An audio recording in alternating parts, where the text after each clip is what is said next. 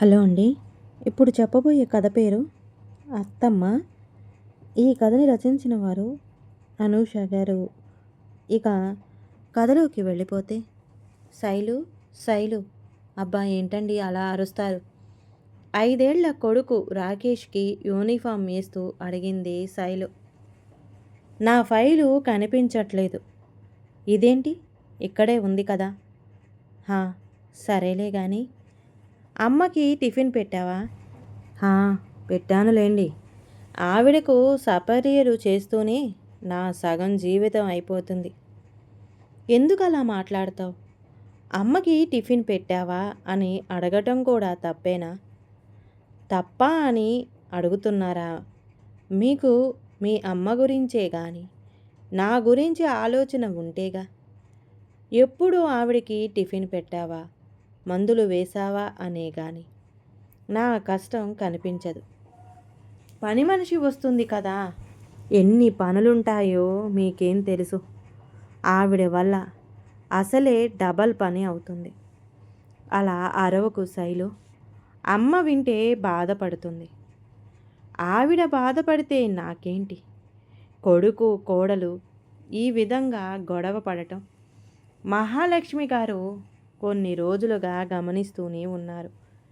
కానీ ఏమీ చెయ్యలేని నిస్సహాయ స్థితిలో తాను ఉన్నందుకు తనలో తానే బాధపడుతున్నారు. శ్రీధర్ బ్యాంకు ఉద్యోగి. కాసేపటికి శ్రీధర్ బ్యాంకుకి, రాకేష్ స్కూలుకి వెళ్ళిపోయాడు. శ్రీధర్ పని చేసుకుంటున్నాడే కానీ అసలు అతని మనసులు లేదు. కొన్ని రోజులుగా శైలజ మాటల వల్ల శ్రీధర్కి మనశ్శాంతి లేకుండా పోయింది. ఇటు తనని ఏమీ అనలేక, అటు తన తల్లిని చూసి బాధపడుతూ తనలో తానే నలిగిపోతున్నాడు. అమ్మ నా కోసం ఎంతో కష్టపడింది. నాకు తెలుసు. అమ్మ సంతోషంగా ఉండాలి, నేను బాగా చూసుకోవాలి. అయినా శైలు ఎందుకు ఈ మధ్య ఇలా ప్రవర్తిస్తుంది? అసలు ఇద్దరు ఎంత బాగా ఉండేవాళ్ళు, తల్లి కూతుళ్ళలా ఉండేవాళ్ళు. కానీ ఇప్పుడు శైలు ఇలా మారిపోయింది. 2 నెలల క్రితం అమ్మకి కాళ్ళు పడిపోయినప్పటి నుంచి ఇలా ఉంటుంది. అమ్మకి పనులు చెయ్యలేక ఇలా అమ్మకి ఇచ్చే విలువ ఇంతేనా? సరే, ఏమైనా కానీ ఈరోజు శైలుకి ఎలా అయినా గట్టిగా చెప్పాలి. తనకి చేయడం ఇష్టం లేకపోతే అమ్మని చూసుకోవడానికి ఒక మనిషిని పెడతాను, అంతేకాని అమ్మని ఏమీ అనొద్దని చెప్పాలి అని బాగా అనుకొని శ్రీధర్ ఇంటికి బయలుదేరాడు. ఇంటికి వెళ్ళగానే శైలు నవ్వుతూ చేతిలో ఉన్న బ్యాగు తీసుకుంది. ఏంటండి, మందులు అయిపోయాయి కదా, అత్తమ్మకి మందులు తీసుకురాలేదా అంది. అయ్యో మర్చిపోయాను శైలు, ఇప్పుడే తెస్తానుండు అని మెడికల్ షాపుకి వెళ్ళి కావలసిన మందులు తీసుకొచ్చాడు. తర్వాత అన్ని పనులు శైలు మామూలుగానే ఏం విసుక్కోకుండా చేసుకోవడం శ్రీధర్ గమనిస్తూనే ఉన్నాడు.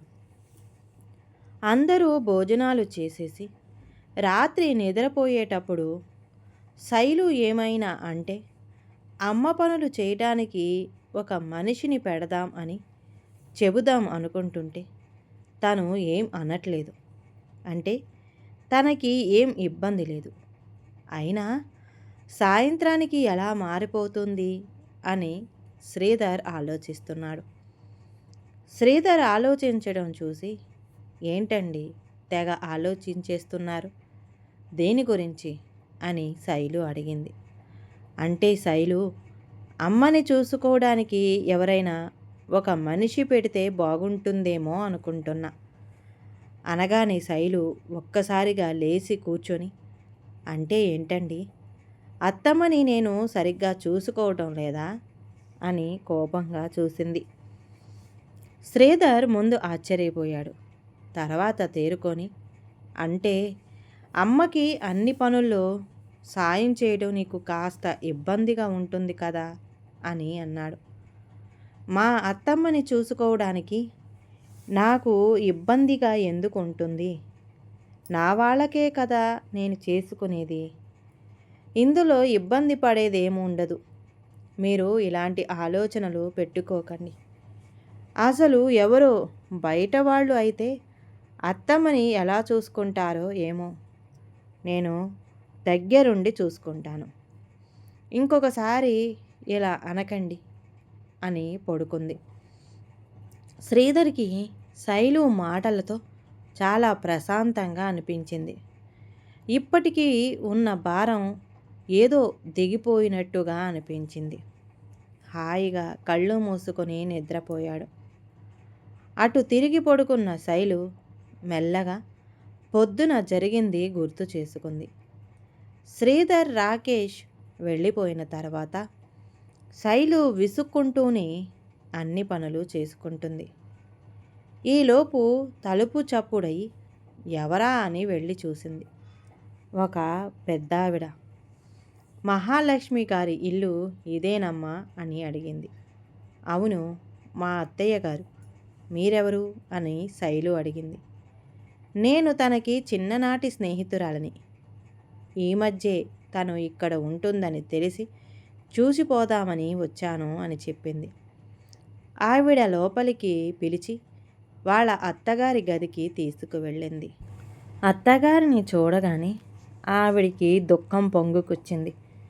తనని పట్టుకొని, నీకు ఇలా జరిగిందని అస్సలు అనుకోలేదు. చెంగు చెంగున తిరిగేదానివి. ఇప్పుడు ఇలా ఈ కుర్చీకే పరిమితమైపోయావా అని ఏడ్చేసింది. ఊరుకో సరోజా, ఇప్పుడు ఏమైందని? కాళ్ళు లేకపోతే ఏమైంది? నేను బానే ఉన్నానుగా అంది. మహాలక్ష్మి గారు ఓదార్చారు. అది చూస్తున్న శైలుకి కూడా మనసంతా ఏదోలా అనిపిస్తుంటే కాఫీ కలిపి ఇద్దామని కిచెన్లోకి వెళ్ళింది. కాఫీ కలిపి తీసుకొచ్చింది. కాస్త రూమ్లోని మాటలు వినిపించి ఆగిపోయింది. మరి నీ కోడలు నిన్ను బాగానే చూసుకుంటుందా? అంతా బాగుంటేనే పట్టించుకోవట్లేదు లక్ష్మి.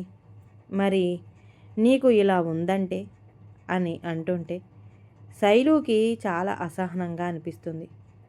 ఇప్పుడు ఈవిడ నా మీద ఎన్ని చాడీలు చెప్తుందో అనుకుంటూ అలాగే నుంచుంది.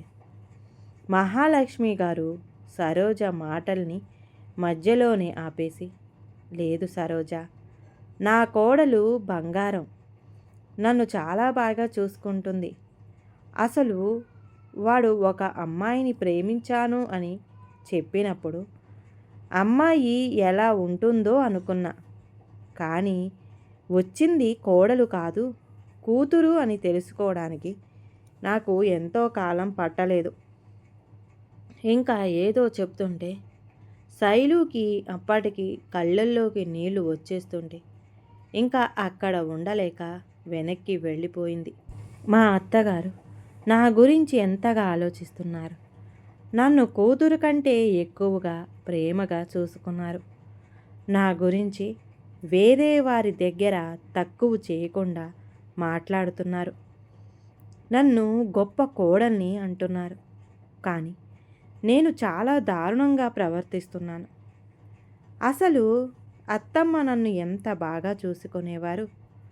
నేను ప్రెగ్నెంట్గా ఉన్నప్పుడు కాలు కింద పెట్టనివ్వకుండా చూసుకున్నారు. డెలివరీ చాలా కాంప్లికేటెడ్ అయితే నన్ను ఎంత జాగ్రత్తగా చూసుకున్నారు. అమ్మ వాళ్ళు తీసుకెళ్తామన్నా కూడా లేదు, నేను చూసుకుంటా అని కంటికి రెప్పలా నన్ను చూసుకున్నారు. అసలు తన వల్లే నేను తొందరగా కోలుకున్నాను. అలాంటిది అంతా బాగున్నప్పుడు నేను అత్తమ్మతో ప్రేమగా ఉండి ఇప్పుడు అవసరం ఉన్నప్పుడు ఇలా ఉంటున్నా. ఛీ, నేను మరి ఇంత స్వార్థపరురాలినా ఎలా మారిపోయాను? అత్తమ్మ విలువని నేను కొంచెం కూడా అర్థం చేసుకోలేకపోయాను అనుకుంటూ ఏడుస్తూ ఉంది. కొన్ని నిమిషాలకి కాస్త తేరుకొని మళ్ళీ కాఫీ కలిపి తీసుకెళ్ళి ఇద్దరికీ ఇచ్చింది. నీ కోడలు నిజంగానే బంగారం లక్ష్మి. అమ్మాయిని చూస్తుంటేనే అర్థమవుతుంది. నిన్ను బాగా చూసుకుంటుందనే నమ్మకం నాకు వచ్చేసింది అని నవ్వుతూ శైలుని చూసింది. శైలుకి కాస్త సిగ్గుగా అనిపించి ఇబ్బందిగా నవ్వింది. అలా కొంచెం సేపు మాట్లాడి సరోజ గారు వెళ్ళిపోయారు. తర్వాత శైలు కొంచెం బాధగా ఉండటం మహాలక్ష్మి గారు గమనిస్తూనే ఉన్నారు. కొద్దిసేపటికి ఏమ్మా అలా ఉన్నావు అని మహాలక్ష్మి గారు కోడలిని అడిగారు. ఏం లేదు అత్తమ్మ, నేను బాగానే ఉన్నాను అని పక్కకి చూస్తూ చెప్పింది. నా దగ్గర ఎందుకు దాచాలని చూస్తావు శైలు?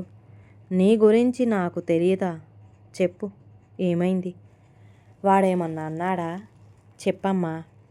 నేను వాడితో మాట్లాడతాను అనేసరికి ఇంకా తట్టుకోలేక మహాలక్ష్మి గారి ఒడిలో తలపెట్టుకొని గట్టిగా ఏడ్చేసింది శైలు. అయ్యో, ఏమైందమ్మా? ఎందుకు ఏడుస్తున్నావు తల్లి అని కంగారుగా అడిగారు మహాలక్ష్మి గారు. నన్ను క్షమించండి అత్తమ్మ. మీ గురించి, మీ మంచితనం గురించి తెలిసి కూడా మీ మీద చాలా చిరాకు పడ్డాను. చాలా మాటలని మిమ్మల్ని బాధ పెట్టాను. క్షమించరాని పెద్ద తప్పు చేశాను అత్తమ్మ. అసలు నేను ఇలా చేశానంటే నా మీద నాకే అసహ్యంగా ఉంది అని ఏడుస్తూ చెప్పింది. మహాలక్ష్మి గారు తన కళ్ళు తుడుస్తూ పిచ్చిపిల్ల, నన్ను నువ్వు ఎప్పుడూ బాధ పెట్టలేదమ్మా అన్నారు. శైలు ఆశ్చర్యంగా చూసింది. మహాలక్ష్మి గారు నవ్వుతూ, అవును తల్లి, నా కొడుకు ఎంతో, నువ్వు కూడా నాకు అంతేనమ్మా. ఏదో కాస్త పని ఎక్కువై నువ్వు చిరాకు పడితే దానికి నేనెందుకు ఫీల్ అవుతాను చెప్పు అన్నారు. ఇంత బాగా మీరు ఎలా అర్థం చేసుకుంటారో అత్తమ్మ, ఇంత గొప్పగా అసలు ఎలా ఆలోచించగలుగుతున్నారు అని శైలు అడిగింది. ఏముందమ్మా అని మహాలక్ష్మి గారు నవ్వేశారు. ఆ స్వచ్ఛమైన నవ్వుని తలుచుకుంటూ శైలు ప్రస్తుతానికి వచ్చింది. ఈరోజు కానీ నేను మారకపోయి ఉంటే ఆయన అత్తమ్మని చూసుకోవడానికి ఎవరినైనా తీసుకొస్తా అనేవారు. అలా కాకుండా మంచి పని అయింది. ఇక నుంచి అత్తమ్మని ప్రేమగా చూసుకుంటాను. తను మాకు చేసిన దానికి కొంతలో కొంతైనా రుణం తీర్చుకుంటాను అని అనుకుంటూ నిద్రలోకి జారుకుంది. అమ్మ ప్రేమ వర్ణించలేనిది, అమ్మ గొప్పతనం ఊహించలేనిది, అమ్మ విలువ వెలకట్టలేనిది, అమ్మ రుణం తీర్చుకోలేనిది. అలాంటి అమ్మలందరికీ ఈ కథ అంకితం. ఈ కథ కనుక నచ్చితే ప్లీజ్ అండి లైక్ చేయండి. అలాగే ఛానల్ని సబ్స్క్రైబ్ చేసుకోవటం మాత్రం మర్చిపోమాకండి. మీ విలువైన అభిప్రాయాన్ని కామెంట్ బాక్స్లో కామెంట్ చేయండి. అందరికీ ధన్యవాదాలండి.